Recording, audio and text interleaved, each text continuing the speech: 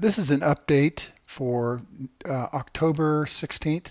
What we've done is have changed a little bit for the desktop version of the CRM and PM Pro version 6.0.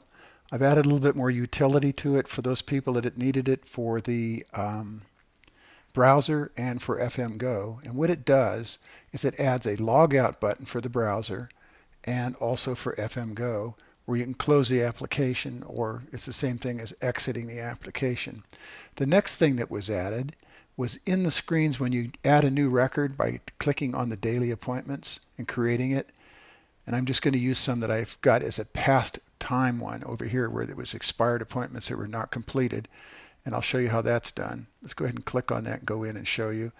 If during the process of putting the application information in, when you get done putting in the information and you complete the application as far as putting in the appointment, you could have gone over here when it's done and click complete here, or click complete on the actual calendar itself in the button there. And what it'll do is it'll draw a line through this image on the actual calendar showing that it's done. It'll remove it from the expired appointments where they've gone past the time that they were supposed to go. Obviously, if you have an expired one, what it's telling you is you need to go to it, update it, or complete it, one of the two. Now, what's been added to this version for the browser and for the FM Go is that I've added some new screens that pop up in the application. And what these are, they're associated with the current person that you're working with. So for example, if you broke this down and then picked one of the people that's in here, you could have several of them depending on how large your application gets. And they all have an ID in them in sequential order, so it's easy to remember and find them. But what it's done, if I pick somebody and then the information within their record, I want to go say to the back end of the application in the customer screen, I put the three different items right here that are from the customer screen. And for example, if I have a pre-bid projects, what I'm doing is I'm showing the pre-bids and the information is actually included. And if you edit it here, you're actually editing it in the customer record. And at the same time, you can add as many records as you want into this area because it's got a scrolling portal, and all these will show in the customer record. Now, obviously, in this case, when you're doing a bid title and you're putting in something where you're going to actually work a project and you're getting the information put together, you can go ahead and start with a bid contact and the bid manager that is actually managing it in your company, and then the bid notes. In the bid notes, typically what goes in here are the series of requirements that are created by the client that you need to have that information.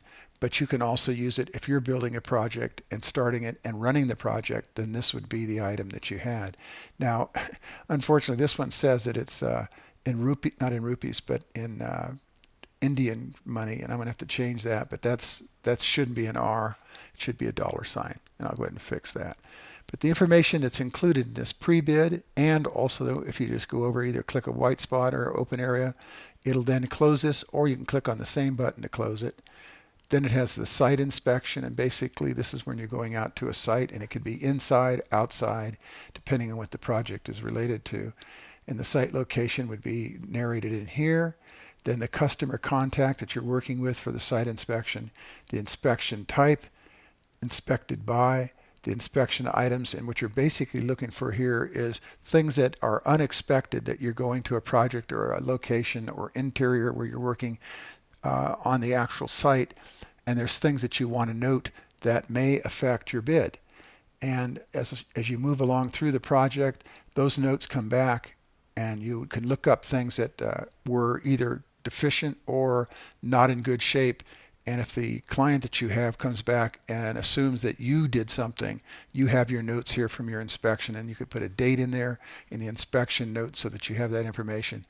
And then if this is something where you're doing the findings, you could have the findings of an inspection. Say you're doing an inspection, and then you have how to correct it and say what the actual item is. Say, for example, a door is ajar and it's got light shining through it, and you have some problems because the door's not square and you're going to fix it.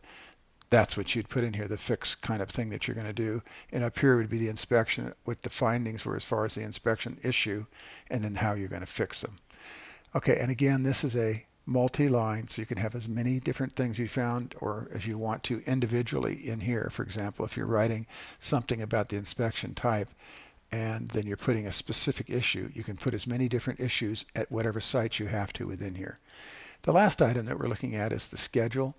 And this is basically where you're scheduling yourself or subs, and you may have meetings that are involved with it. So in the customer record, you can use the meeting schedule and the action items and the activities that are in there to create and print pages out that you may want to send to either a sub or to your client or somebody that's related to getting the project done.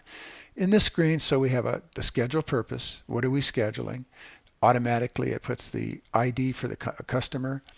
It's the type schedule that you're going to be doing, and then something about the duration. And then the scheduled contacts, these are people that are related to anything that has to do with the scheduling. And then the agenda, if you're in a meeting, what do you want to cover in a meeting that's related to that? And obviously you can have as many of those as you need to in the scrolling portal where you're addressing issues. For example, if you're doing a pre-bid or you're working with an RFP and you're putting in all the requirements and stuff like that, you would have that information, so you go to the meeting and you can address those agenda items that are related to things that you found and need to be corrected, or things that affect the actual bid cost or price. Scheduling results, these are the results that you're trying to obtain from the meeting and what you're going to do, and if the client is asking you to do it or they're going to ask somebody else to do it, that information can be in here, and how it affects your schedule.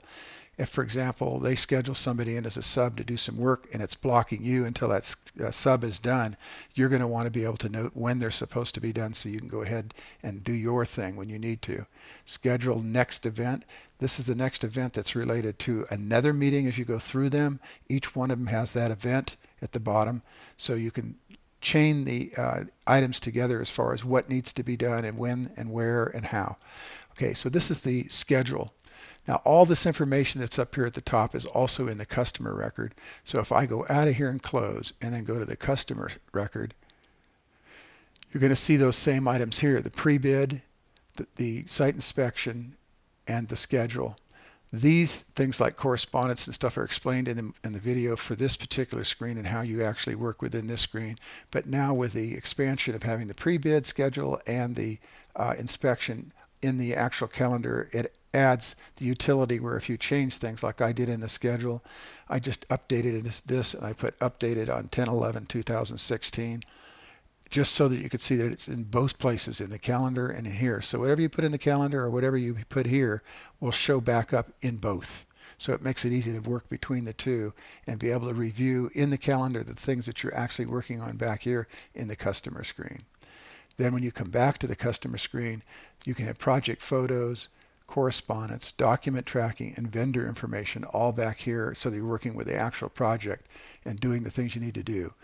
And we already explained up here all the tabs and how the tabs work and what's expected and how these work as far as usage on the actual project. They're more global than the individual ones that are down here. These are like citing different things and breaking them down so that you can have meetings and stuff in this area and expect getting answers and solutions if you need them from a client. Okay, so if you have any questions about how this works, you can always contact me through the website so that I can go ahead and address those for you. Okay, thank you very much.